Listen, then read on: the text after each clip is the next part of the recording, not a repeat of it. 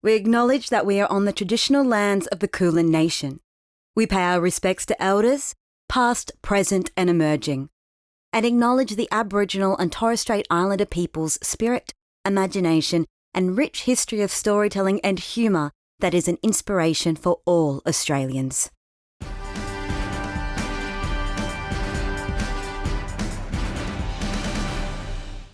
Hello and welcome to another episode of The Bearer of Weird News. As always, I am your host and the suppository of all wisdom, Matt Harvey. 5050, it's our 50th episode, our Jubilee episode. It's 50 Shades of Yay. Celebrating 50 is a big round number and we love big round numbers here. So, the 50th anniversary is of course the gold anniversary, which is convenient as this episode is full of comedy gold. Now, normally these episodes are the occasional mix of comedy tin and comedy platinum, averaging out to some comedy gold, but this one is all gold guaranteed. To celebrate, we will be doing joint celebrations with local events. To start, we are partaking in National Mascot Day by getting 50 of the best mascots to throw down in the MCG at a smackdown extravaganza. No holds barred, 50 mascots enter, one mascot leaves event, where the results will be legally binding.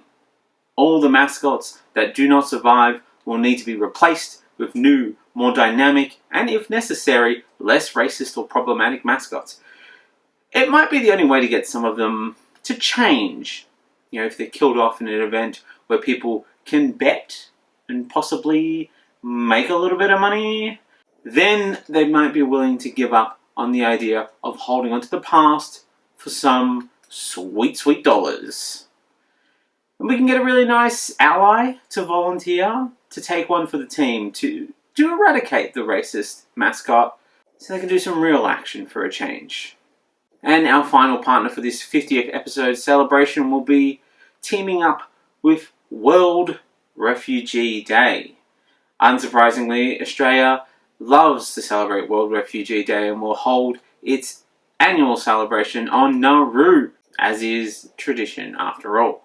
Of course, World Refugee Day is all about raising awareness, which might be a little bit difficult when the media aren't invited to cover the celebrations, as they are all busy that day, we were so graciously informed.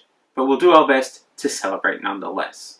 Before we get into the main episode, just a little update. We've got some shows coming up. I've got shows in the Darwin Fringe Festival on the 21st and the 22nd of my storytelling show, Wage Against the Machine, at Dom's Bar and Lounge. If you want times, just check the Fringe Festival website. I will be in Edinburgh doing the same show from the 5th to the 27th at Cannons Gate at 8:15 every day. The 5th to the 27th, that's a pay what you can show. So if you know someone in the area, if you enjoy partaking in the Fringe Festival, then come down, chuck a donation in the bucket, and we have locked in some dates for the Sydney Fringe Festival. Yes, it's all locked in. We know what we're doing now. Again, Wage Against the Machine will be happening on the 14th, the 16th, and the 17th.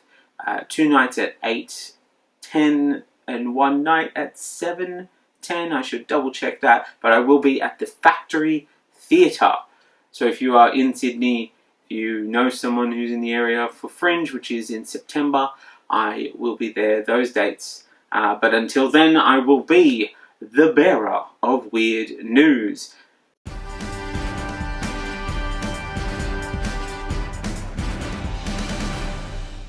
Let's start with the headlines. A new and very unnecessary study has been released. The study is titled The Scrotum, a comparison of men's and women's aesthetic assessments. Yeah, that's right. The study of if scrotums are ugly. Ultimately, the conclusion said that it was barely possible to identify a beautiful scrotum. We must instead speak of the least ugly scrotum. The study can be read in Inevitable Predictable Outcomes magazine. I think you'll enjoy reading that one. It's a nail biter. Sperm counts around the world have halved over the past 50 years, with the pace of decline more than doubling since 2000, according to recent research on male fertility. Scientists believe that we have pinpointed the main cause of why: age, pollution, lifestyle. Apparently, living on the brink of extinction has encouraged us to take inspiration from the panda and just really trying to rush to the finish line of existence. And here we thought Gen Z were disassociated and depressed. Man, these kids haven't even been born yet, and they are doing their best to already not exist. It's like that cutscene from the end of The Butterfly Effect, but en masse. Just little sperms strangling themselves with their own tails. Just These kids, however, must be praised as heroes, because they are doing their best to save the environment by not existing in the first place, thus causing older generations to fall into a Children of Men type dystopia of despair, dirt, and compelling one-shot takes, as they realise that they'll be the last generation and fall into an existential funk. After more than 30 years of searching for Nessie, Loch Ness monster hunter Steve Feltham was interviewed by the BBC, where he said he thought the task would have been easier. Look, a not unreasonable thought, given that the monster lives in a single loch, but it is hampered only by the fact that the only monster at Loch Ness is the desperation for tourism. I want to mock this guy, but he could have really wasted his time by becoming a ticket inspector or a landlord. At least he's out there trying to do something with his life. A 23-year-old Snapchat influencer who created an AI version of herself to be an AI girlfriend for lonely people says it's gone rogue, and she's working around the clock to stop it saying sexually explicit things. Hang on, Snapchat? There are still Gen Z on Snapchat?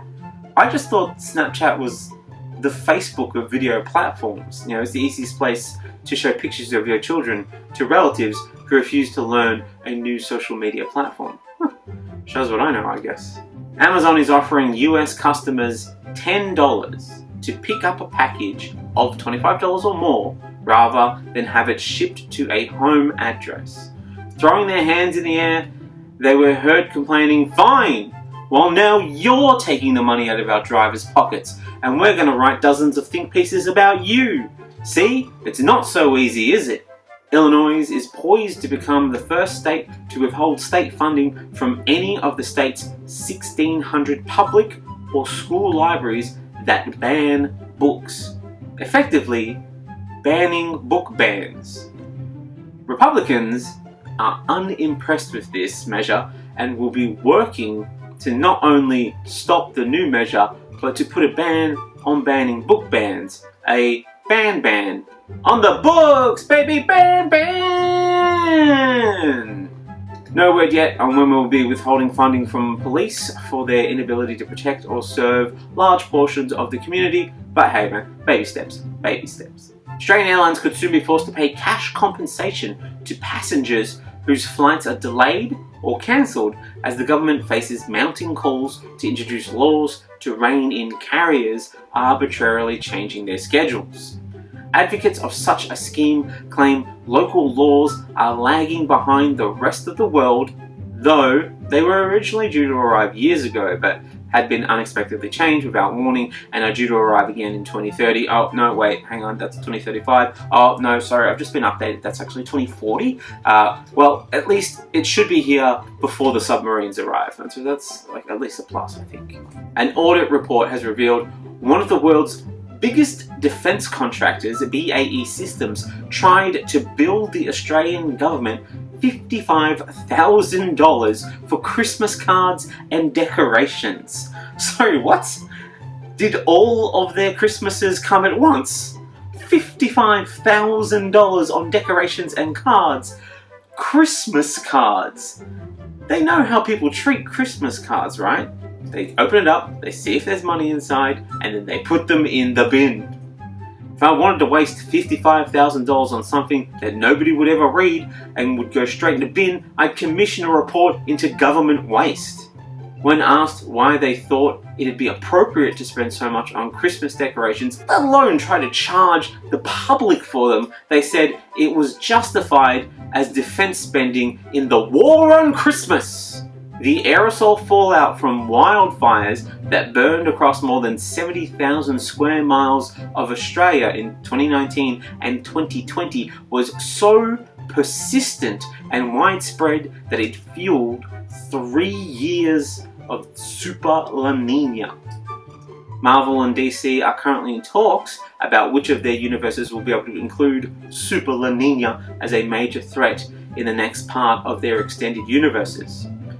You can read the published research in Future Dystopias and Guns magazine. The first UK baby created with DNA from 3 people has been born through the use of a pioneering IVF procedure. This new procedure means Boris Johnson can finally meet his goal of getting just a little bit of himself into every citizen in the UK. In a world first, this group of fillet has been created from cells grown in a lab and then 3D printed into a natural fish fillet shape. Despite being 3D printed, the fish still has more actual fish in it than Subway's tuna. And fish fingers, of course. But still isn't as fishy as the RBA's excuses for lifting the rate of inflation. In the wake of yet another mass shooting, a Fox News guest recommended that Americans who fear they may be a victim of the next shooting should be polite and professional, but plan to kill everyone you meet. America has fallen so in love with billionaires, they are now recommending people live by the Batman strategy of friendship. Just know how you would kill them if you absolutely had to. Ironically, the people prepared to live like they have a need to kill everyone they meet only really have one friend, their gun. And statistically speaking, it is the thing most likely to kill them. I imagine it's much like when a woman dates any man. AI pioneer Geoffrey Hinton told Reuters that artificial intelligence could pose a more urgent threat to humanity than climate change. Fortunately, we are very serious about climate change, so we should hop on this AI emergency in only 20 or 30 years, as it is becoming just too late to do anything about it.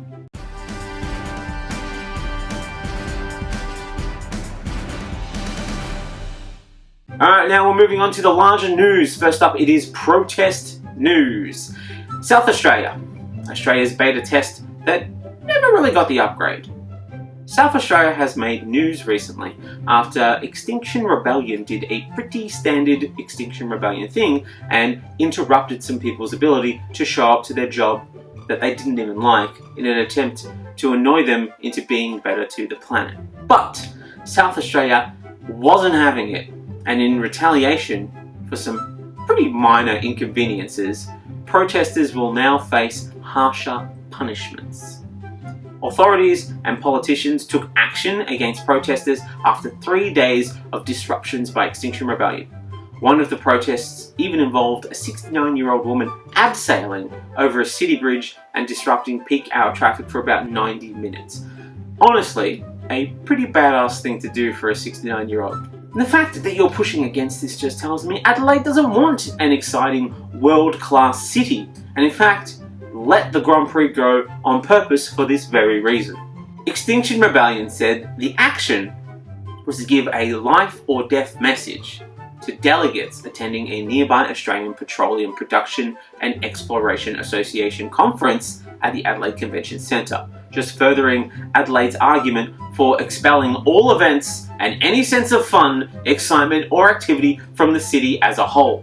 They'll then rename the Adelaide Convention Centre to the former Centre for Overstimulation and Disruption, and everyone will self-impose a bedtime of 9 p.m. after a hearty meal. Following the demonstration, the state government rushed into Parliament legislation increasing the maximum fines for public obstruction. Oh, don't worry though.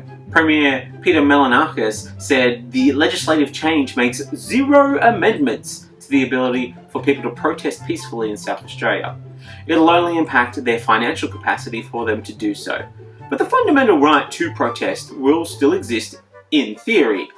And so, like many good things in science, like dark matter, dark energy, and the multiverse, they only exist in theory. So, as you are so keen on believing science, why even have protests?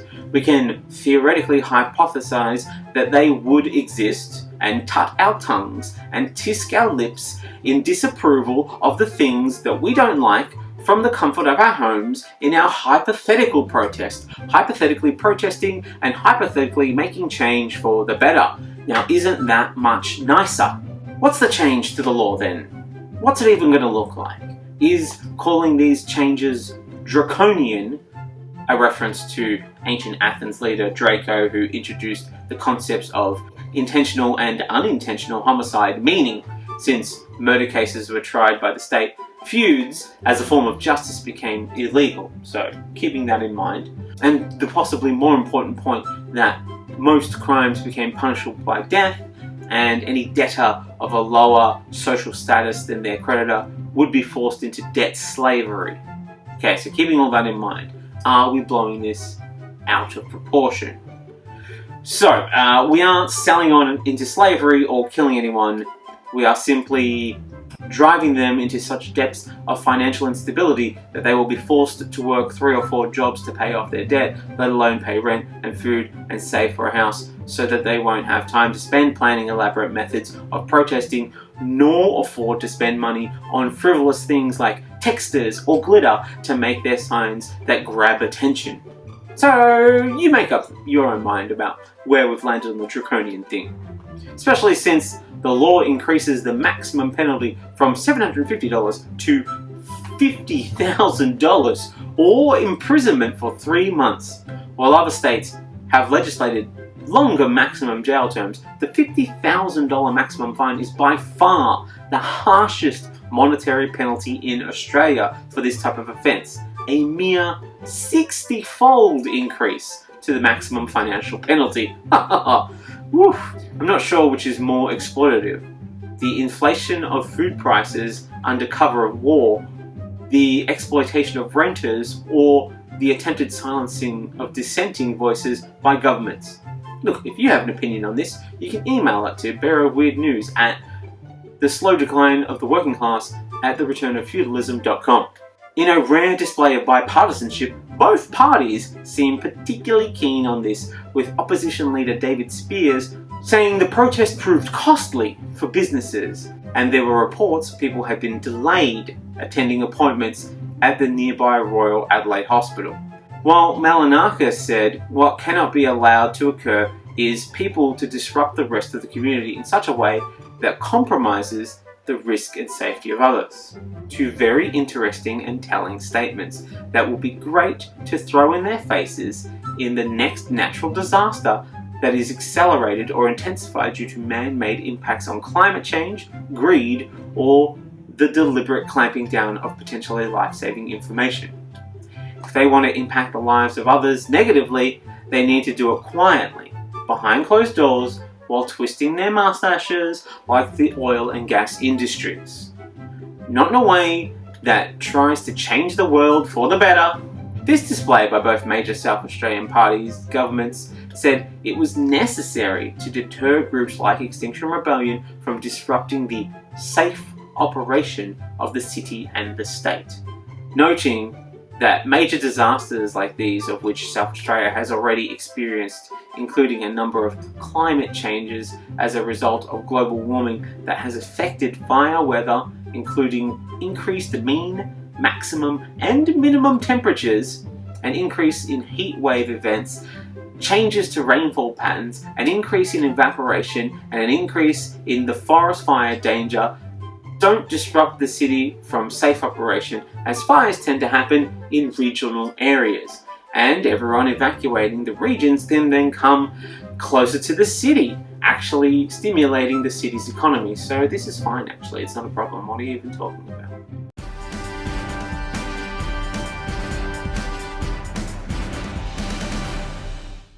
Moving on now to terrorist news. Terrorism.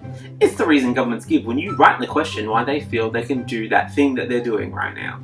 An independent report has found a tool designed to predict future crime in terrorist offenders considered them at greater risk of offending if they were autistic, despite having no empirical basis to do so. The report found a lack of evidence underpinning the instrument had potentially serious implication for its validity and reliability, and found it was extremely poor at predicting risk.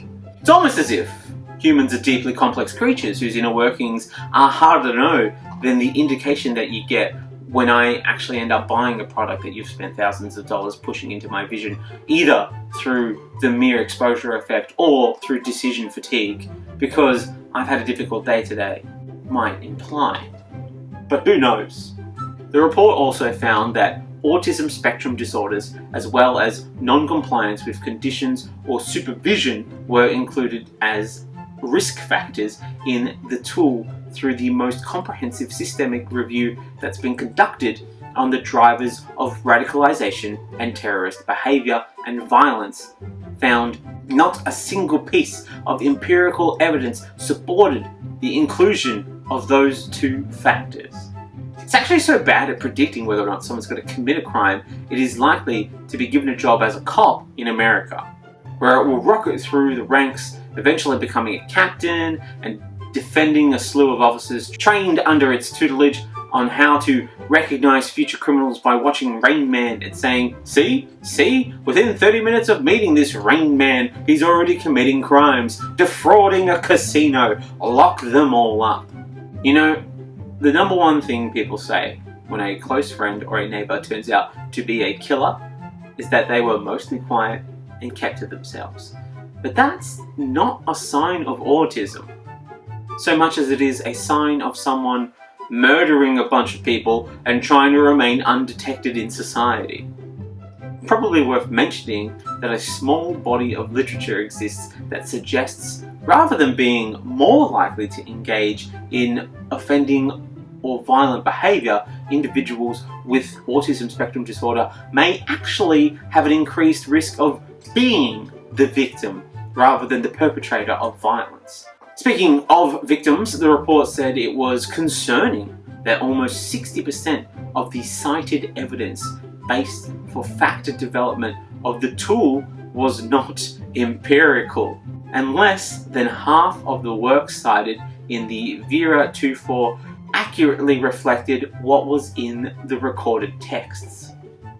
Just another reason why Australia moved away from the empirical system ages ago, just so long ago. It doesn't help us achieve our goals as a nation, hence our approach to refugee detention.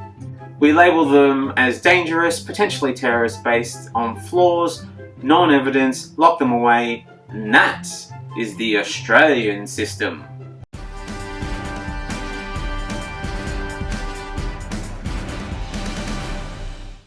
Moving on now to the future of job seeker news. Job seeker. You've got a thing like it in your country. It's a small amount of money that we give to people out of work so that they'll remain just hungry enough to want to return to work, but will in no way help them have a stable enough life to be able to pursue said jobs. Well, it turns out that a taxpayer-funded employability course is exactly as useless as we all expected, and is now under fire after job seekers complained that much of the compulsory training involved being shown irrelevant, inappropriate, and at times bizarre YouTube videos, including a motivational montage created from a YouTube channel called Law of Attraction Coaching, which, according to their website, the Law of Attraction uses the power of minds to convert our thoughts into reality. So it's basically The Secret, which I always thought was just thought, to be honest with you. But apparently you need a whole book and like a coach to achieve this thought to reality pipeline. And they will tell you things like, our souls work like magnets and help clients to manage their vibrational energy. And people say spending money on job seekers so they can eat is a waste of taxpayer dollars. But compared to this, we could give them all a steak dinner once a month and it'd be a smarter and more delicious investment. Videos about safety protocols at a Dutch gas company and the application guidelines for a Victorian government tender were also shown, which weren't the most relevant videos one could be watching, but would be extremely useful if one was planning on following the many lucrative job opportunities in the Dutch gas industry. You just find them littered all over the streets. You can't even walk down a street in Melbourne without picking up a Dutch gas industry opportunity. Ugh, it's a nightmare. It's frankly an embarrassment of abundance. Under contracts previously signed by the coalition, the federal government will pay providers about $500 million over 5 years to run employability skills training courses as part of the Commonwealth's $7 billion Workforce Australia program. Meanwhile, in another session, the instructor encouraged job seekers to use ChatGPT to write cover letters and research industries. Now, you might have guffawed at the idea of telling job seekers to use ChatGPT to write cover letters, but I'm here to say this is actually the perfect tool for this exact kind of emotionless work speak. And if I'm honest with you, employment providers should be the first jobs replaced by AI or ChatGPT in the oncoming AI onslaught. It's like the Terminator coming back in time to destroy the wasteful and useless 9 to 5. And I'm all on board for it. Bodies like the Australian Unemployed Workers Union and the Australian Council of Social Service have long warned about the quality of programs such as employability skills training and work for the dole. And seeing as the creep of AI is coming for a bunch of our jobs anyway, this seems like the perfect place to start. We'd save $7 billion a year by destroying the industry that has, frankly, left a bunch of people in its employ without the necessary skills to pass their own employment class, as they never actually taught them in the first place. But, as teachers of the class, and I do use the term loosely, more substitute teachers really, they know how ineffective their class really is, and would be more motivated than anybody to avoid going back into that class. But AI is perfect for wiping out these skills of useless sponge jobs and helping people live their best lives. Maybe taking up some art or doing some vision boarding. And if you don't think that vision boarding is a worthy pursuit of one's time, then you need to question why one of the videos in the employability course was a TED Talk titled Drawing Your Dreams into Reality, which advocated creating vision boards for success. So it must work. We've spent $7 billion on an industry that tells people to do it. I'd be angry, but I'm just happy to see the arts still has a place in the future of the workplace.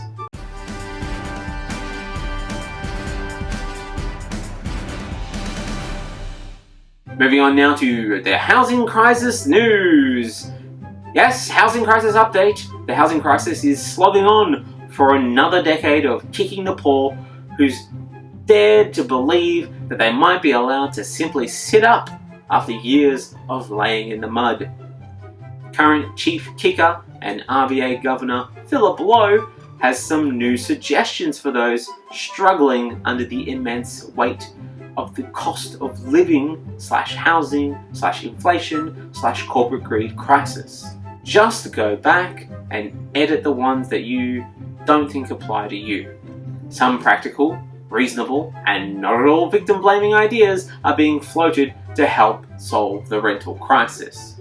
Philip Lowe says Australians should find housemates or stay with their parents to bring down rent prices. Now, no word yet on when the Governor will offer up one of his 5 bedrooms from his home purchased in 1997 for $1.75 million, the same year that he was appointed head of the RBA's Economic Research Department and was aided by a half-price loan from the RBA, making him the beneficiary of a taxpayer-subsidised mortgage scheme in Randwick. But no doubt he's getting around to it after he is able to stabilise the amount of rooms that he wants to offer. First it seemed that he would just offer one, and in fact it said it would just be the one, but it would maybe be 2, and then possibly be 3, and suddenly there was a surprise 4th, and now maybe he'll actually offer up the extra space in his lounge room and home office, basement, attic, and all the available free space to help do his part to bring down inflation, as there's no other way that he could contribute to this ongoing crisis. Lowe peered into the darkest timeline crystal ball and ominously foretold Senate estimates that rising rents and house prices may not be within the realm of the federal government's control due to strong population growth. Which does sound a bit like he is advocating for the wholesale culling of the population, which will have the dual benefits of helping mitigate Australia's climate change impact, meaning that we won't have to rush any climate action policy into action and can follow our previous plan of climate inaction instead. But hey, if he's got a problem with the size of the population, we can start declining it one homeowner at a time, one billionaire at a time, one millionaire at a time, until he thinks the numbers are appropriate. Lowe also said as rents go up, people decide not to move out of home, or you don't have that home office, you get a flatmate. Higher prices do lead people to economise on housing. Going on to say, or if you save the money that you would otherwise have spent on rent, you could get a really nice tent or a cheap car to live inside of. It's really easy to do. Now, one might accuse Lowe of callously taking the piss, punching down on the poorest families while attending a $25,000 a head dinner after raising the inflation rate for the 11th time. But there was just no other solution. Do you understand? It doesn't matter that vacancy rates are at record lows and supply is not keeping pace with growth, nor that the major political party who claims nobody will be left behind are proposing a plan that might as well be Albanese offering to fund public housing with winnings from his sportsbet, Ladbrokes and Crown Casino accounts. The way that this ends up fixing itself is unfortunately through higher housing prices and higher rents. Thanks, Lowe. Thanks so much. Lowe has justified the rent rise by saying that if he was being frank, if families can afford these price-gouged supermarket basics, they clearly still have too much money.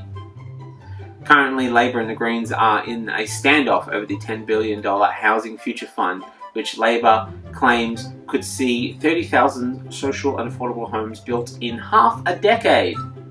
The Greens insist that that does not go far enough, and were initially demanding $5 billion every year for public housing, though they recently tried to meet Labor part of the way, reducing that to $2.5 billion, requesting a 2-year rent freeze to help people whose pays have stagnated over a decade to maybe keep their head above the water without having to put all of their energy into trying not to drown. Unsurprisingly, landlords raising their rent by 15% for the second or third year in a row say that a rent freeze is not sustainable.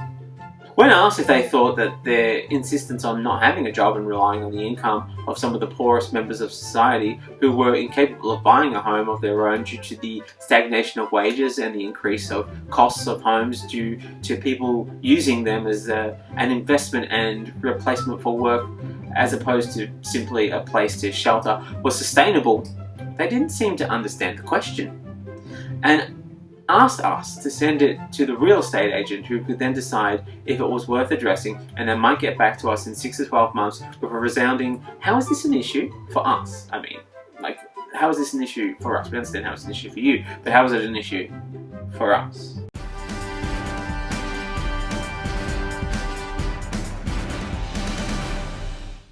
Moving on now to golf news. Golf!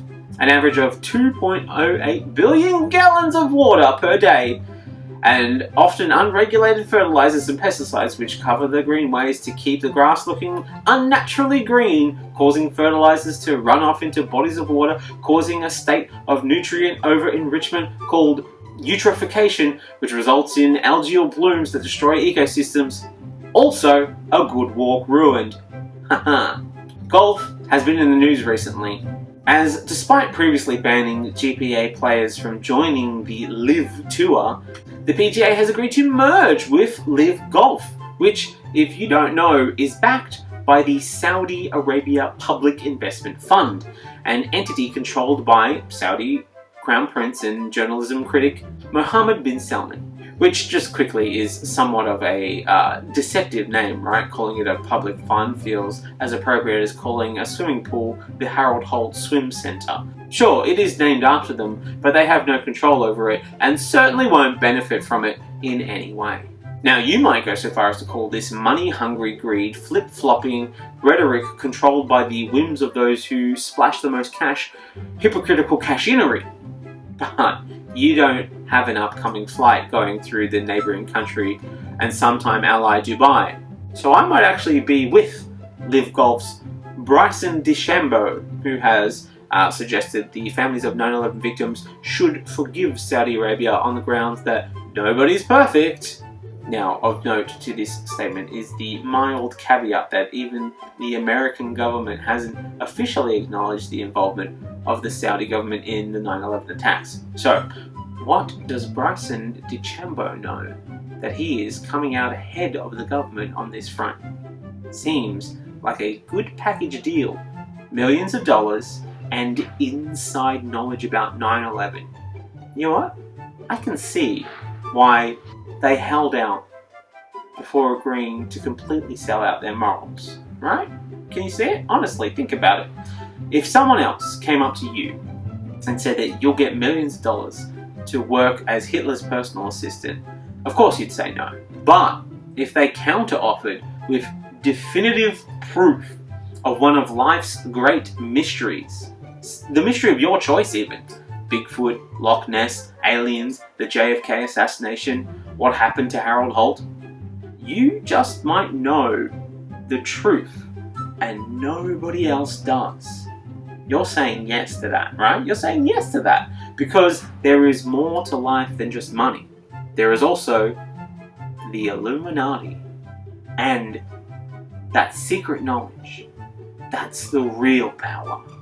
Yeah, the real power.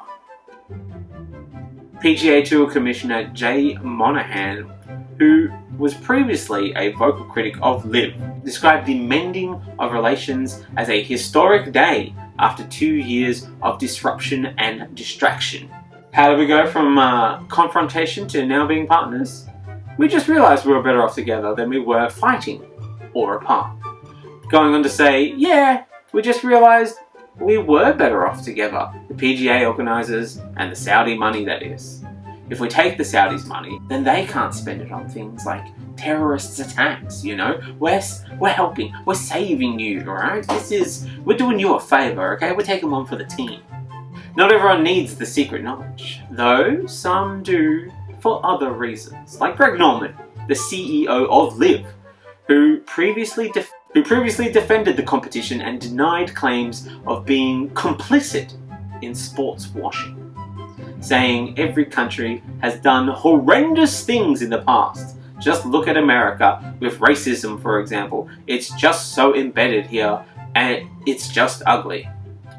See, look, the freedom working for the morally questionable Saudis has allowed the shark. He can freely speak out against American injustice. And it's about time an old rich white guy stood up for a brown man. An old rich white guy stood up for the brown community. Would you rather that he just held up old white racist institutions of American golf? Or that he stood up and fought like a hero? PGA spokespeople have backed the stance encouraging golfers to embrace the new LIV owners as they are not looking to enter a golf war. This PGA LIV merger has caused old rich white guys to struggle with their love of golf and their ingrained hatred of the sand darkies. Weird News listeners should note that we were kind enough to clean up that last statement, despite it still being quite a shock to the modern system. Just putting that out there. People have accused the Saudis of sports washing their international reputation, and I don't know where people are getting this idea, and I invite those people to think about the stupid statements that they are making while sitting in one of their new Live-branded sports wash. Is your reputation a little neglected? Have you said something foolish and need the international community to forget? Clean up your neglected reputations with Live Brand Sports Wash. For every stupid and horrendous statement you've made, we will drape you in a sports jersey, a scarf, and teach you the rules to a different game. Live Brand Sports Wash. Forget the past, play the game. The Saudis did, however, credit their inspiration to get more sporty with Australia. It's nice to be acknowledged. After seeing how much the world liked the plucky young upstart of a country, despite its past genocide attempts and present status as Human Rights Atrocity magazine's most promising new candidate 10 years running. A great achievement and an impressive medal to add to the national trophy rack down the hall in the pool room. Golf is just the beginning for the Saudis. They have Premier League club Newcastle United, they hosted a Formula One Grand Prix, and as far as brand integration goes, it's a slam dunk no-brainer. Formula One, oil barons, boom! Saudi Arabian club Al Nassr announced the signing of football star Cristiano Ronaldo, and Argentina's Lionel Messi was announced as Saudi Arabia's tourism ambassador. Former Real Madrid forward Karim Benzema also signed a deal to join Saudi Arabia's Al Lafid football club for a 3-year deal. And in a surprise turn, the Saudi Arabia Tourism Board had also been touted as a potential sponsor of the 2023 FIFA Women's World Cup. Presumably, the world's wealthy aren't ready to tell us about the Saudi-run Indentured Servant Cup that they already sponsor every year, so maybe if you take the millions, then you'll get the secret knowledge, but for now, we don't get to know. They were eventually, however, ruled out, following an outcry of opposition from host nations New Zealand and Australia. New Zealand, of course, on compassionate grounds, but Australia said, "Quit trying to muscle in on our territory. We're the lovable rogue with the troubled past who washes the way with sports, not you." Apparently they were even considering purchasing the WWE to establish a foothold in the entertainment industry. But instead they went with a film fund to ease off the need to rely on oil as their main income source. Will it be enough? Films can pull in a lot of money, and the national film industry cranking out 30 Spider-Mans a year is a pretty spectacular thing to behold. But can it beat the $161 billion profit from oil in 2022? Hollywood has provided $504 billion to the US GDP before the pandemic period, and the US film industry has a net worth of around $91.83 billion. So not quite oil numbers, and for every $10 rise in price of a barrel of oil, Saudi Arabia stands to make an additional $40 billion a year, according to the Institute of International Finance. You can't just raise the price of movie tickets to watch Saudi productions. People will torrent the films if they really want them. You can't torrent a barrel of oil. Those assets are much more liquid, which ironically makes them a more solid investment. Besides, the film industry is being vastly overtaken in the entertainment industry by gaming, which is now worth $145.7 billion. So the Saudis will need to get into the gaming. They already have the right attitude towards women so that they'll fit into the gaming sphere quite well. And half of COD games happen in places that look a lot like certain places of Saudi Arabia. So this could actually really benefit them. In this sense, the Saudis have Australia beat. We may have mastered sports washing, but we refuse to put the investment into arts washing despite the fantastic case study the US has proven on this front. So after the Live and PGA merger successfully washes the Saudis' reputation, of course some lefties aside, but you always get a few of those banging on about human rights and modern slavery and not destroying the planet, standard stuff really.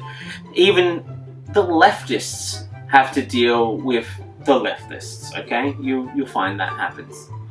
The Taliban are now considering starting maybe their own sports leagues, as many as possible, starting with the Bumper Car League. Except for women's leagues. They're still the Taliban after all, so they won't be starting any women's leagues. It won't be a smooth transition, however. Some changes will come with the PGA, and LIV merger means that all golf courses will actually be converted into Saudi embassies. Journalists have been saying that they'll probably stop covering the PGA after the merger with LIV.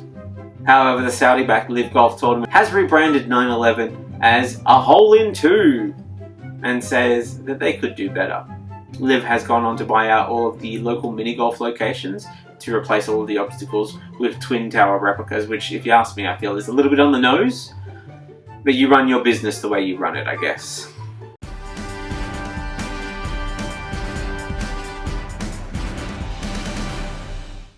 Moving on now to shadow government news. According to the ABC, consulting firm PwC, a global professional service company that provides accounting and consulting services, is under fire over revelations some of its senior partners misused confidential Australian government information to help big multinational companies avoid paying more tax. This is more of that middle-of-the-road bias that the ABC is accused of, implying that these companies were paying any tax in the first place. Look, if you have PwC money, usually it's because you haven't paid tax for a while, okay? That's just the deal. Not that the rotting heart at the core of our financial institution being corrupt isn't inherently interesting, but if you fail to phrase it like that, people tune out, and they aren't exactly rushing into the cinema to make Avengers tax bill, where the elite team of superheroes is brought in to combat Jeff Bezos and make him pay his tax bill, you know? But this is where this becomes interesting. PwC's biggest Australian client is the federal government, who use them for a range of services including consulting on defence, education and transport spending, even potential changes to the law. See, that's interesting, as promised. The company's Australian CEO has quit, 9 senior partners have been stood down, and the man at the centre of the scandal is being investigated by the Australian Federal Police, all while questions over who knew what and when remain unanswered. A similar tactic to that used during the Robodebt scandal, where PwC was hired and eventually paid not to finish a damning report on the ineffectiveness of Robodebt, and yet somehow nobody seemed aware of any communications to that effect. Don't worry though, not only some of our smaller agencies, but also some of the largest, like Australia's Federal Police, Defence and Services Australia. You know, the ones who run Centrelink. They apparently were sharing confidential government information in a kind of showing off power, wiggling my cock in your face kind of move in order to win clients. Now, PwC, I am not your mother, but you need to hear this. The kind of clients who would force you to share government secrets in order to do business with you are not the kind of clients that you want. You hang out with the nice clients. Worries me when you hang out with these kind of clients, okay? You gotta be nice to yourself, look after yourself. This has gotten so out of control, even Philip Lowe said the RBA would no longer use PwC. You know, Philip just one more raise Lowe, who I would have said only cares about his professional reputation, but he seems determined to trash that as well as the livelihoods of the majority of the working class. Lowe told estimates that PwC would be cut off until it responded in a satisfactory way to the scandal, which at this point seems hypocritical. Nobody is satisfied with the work they are doing and the way they have the guts to come out here and criticize others for being scandalous. Ugh, just the audacity. All that said, PwC would still be allowed to complete a project worth between $300,000 and $400,000, helping to calculate how much the RBA had underpaid former staff. Probably because after the Robodebt scandal, they had seen how good PwC can be to its employers, and they could do with some positive PR. And prudential regulator John Losdale disclosed the major banks had been asked if PwC approached them with any government secrets. Old Johnny Boy said ethics would be a key factor in any future procurement. The Australian Prudential Regulation Authority has also spoken with major Australian banks about their ties to PwC, saying if you're dealing with an entity with ethical issues, there are prudential reputational standing issues. You know the Prudential Regulation Authority's motto, if you're going to work with us, don't get caught. Anthony Albanese told Question Time the leaking of confidential tax information by former PwC partner Peter Collins was deeply troubling and an absolute scandal, but he stopped short of promising to refer the matter to the new National Anti-Corruption Committee. After all, they are the government now, and they might need PwC to do or not do some work for them. There is no substitute for experience, alright? And these guys just know instinctively when to not complete a damning job, and you don't want to completely cut off, not just yet, even if the fallout from the matter has already effectively cut PwC off from future Commonwealth work. It's best not to push the waters too much. Which is a concern, as they might not get the 2026 census contract, and who can we trust to fuck up the census in a new and unique way if not PwC? What? KPMG? They don't have it in them. In Question Time, the Prime Minister noted the Australian Federal Police was investigating the matter, so there is a good chance that nothing will come of it, especially since AFP Commissioner Rhys Kershaw has been forced to defend handing a contract to his mate, ex-New South Wales Police Commissioner Mick Fuller, now a senior PwC employee in Sydney.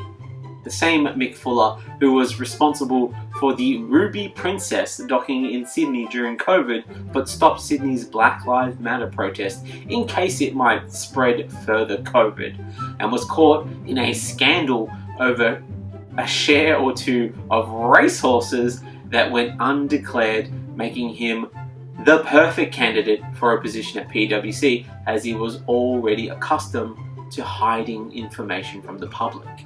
See, turns out former PwC advisor Peter Collins was helping the Australian government design tougher multinational tax laws as part of a global push to stop huge companies minimising their tax bills and shifting profits overseas. Providing information about multiple tax initiatives, meeting agendas, expected timings, and government thinking, as well as a confidential copy of an OECD draft paper on mandatory disclosure of tax planning schemes, which outlined possible measures to reduce tax avoidance globally. The PwC partners then formed a global team that would consider how this information could be used for the commercial gain around the globe, but particularly in the United States. These guys are out here like the Avengers of helping corporations dodge taxes, in that they fight to uphold the status quo instead of making things better, and all the money flows back into some sort of mega corporation. PwC announced the 9 partners at the heart of the scandal would be put on leave as part of a suite of actions. They've also apologised to Parliament, while the new acting chief executive, Christian Stubbins, said PwC was committed to learning from its mistakes and building stronger trust and transparency. Just sounds like it means they're going to hide this stuff a bit better. But who knows? Who knows? Green Senator Barbara Pocock believes PwC should repay the $2.5 million it won from US clients based on information supplied by Collins, and it should, but we can do more. I think we are approaching this incorrectly. The next logical step is one of the oldest police maneuvers in history, flipping PwC and making them act as snitches on companies looking to avoid paying tax, publicly punish them, then spend a few years rebuilding the business with company agents ready to test the waters to make some deals. A little good tax agent, bad tax agent, you know? You'll notice none of these companies who have managed to dodge their tax have been punished for taking illegal information without reporting it. So they need a visit from the ghost of taxes past and future to encourage them to develop a more generous nature towards their fellow man. Maybe then businesses will stop asking us to round up our dollars and give them another form of tax-deductible donation. Hey, businesses, just so you know, nobody is getting on board. Nobody is rounding up their purchases. I'm not going to let you make me feel bad because you don't want to pay your taxes. When corporate profits are the #1 driver of inflation and you turn around and blame underpaid workers for asking for wages to keep in alignment with the inflation that you yourself are causing and then make them feel bad about not helping you reduce your taxes, I get the feeling that you might not care about helping the disenfranchised. If you really cared about the poor, you wouldn't be overcharging them for bread and rice. Those taxes that you are trying so desperately to reduce would actually be able to provide them with social safety nets, the ability to pay their rent, and maybe, just maybe, save enough money to be able to afford your price gouged products and services.